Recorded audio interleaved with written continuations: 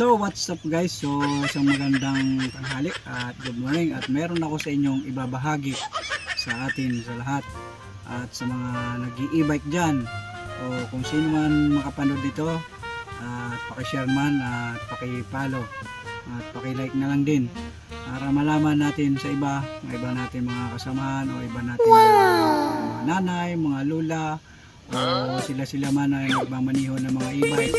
Magmula po ng December 1, ipapatupad na po yan ng LTO, huhulihin na po yan. So yan, at walang mga driver license na mga nagdadrive ng mga e-bike, so yan, at wag na po kayong pumunta sa may mga traffic enforcer na may mga nagka-traffic o national road. Yun, kasi bawal po talaga doon na mga e-bike.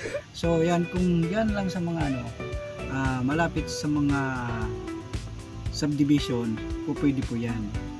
So yan, at nahigit sa aking kaalaman, so yan, according to ng LTO, yan po ang sinasabi nila. So sa mga may mga e-bike dyan, yan, at iwasan nyo na po at magpunta tayo ng mga public road, sa mga highway na maraming sasakyan na dumadaan, mga laking truck. So yan, at for safety lang po tayo. So ayaw ko din man na ganyan, nakikita ko rin sa kalsada sa lubong namin na yan may mga e-bike. So sila pa yung minsan sila pa yung nagagalit pagka binisinahan mo at patabihin. So yan lang ang ating masasabi, kasi iba dyan wala mga license, iba dyan mga nanay, mga lula, mga matanda, tapos may sakay pa ng mga bata, minsan sinasakay pa, may mga estudyante. Yan, so wag na po kayong pumunta na may mga nanguhuli.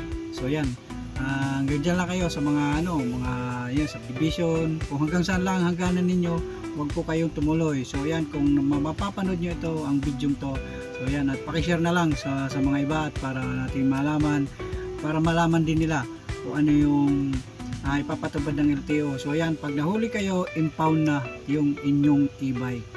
So yan, at yun lang ang aking mensahe ko sa inyo, sa yan, kasi yan ang sa kaalaman nakita ko sa LTO. So yan, at mula December 1, ipapatupad na nila yung panguhuli ng mga e-bike.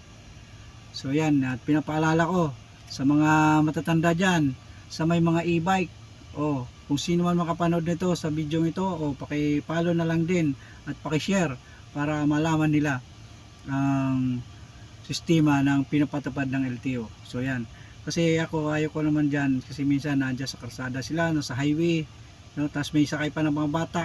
Yan ang ayaw namin sa mga kami nakikita din namin, mga truck driver, nandiyan sa gitna ng kalsada. So yan, may nakikipagpatintero pa sa mga malalaking sasakyan. Yan, pag naipit sila, wala ibang kasalanan kundi ang malaking truck. Yan lagi ang mga sinisisi niyan nila dyan.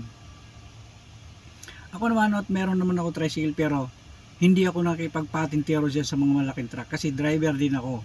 At natabi ako at marunong akong tumabi at nagsisinyas ako. Kung maaari, itaas mong kamay mo para malaman nila na ikay tatawid. Ayan, warning sign mo yan, yung kamay mo, kung maaari. Ayan. So yan, hanggang dyan lang tayo. So mga ka-followers ko dyan, kung sino man may mga e-bike dyan, so wag nyo nang ituloy, at wag na pa kayong magpunta sa may mga traffic sign, mga traffic enforcer, at baka doon kayo at mahuli, at sayang lang yung pagbili nyo sa mga e-bike na yan. So yan lang guys, share naman at pakipollow lang. So maraming salamat sa inyo.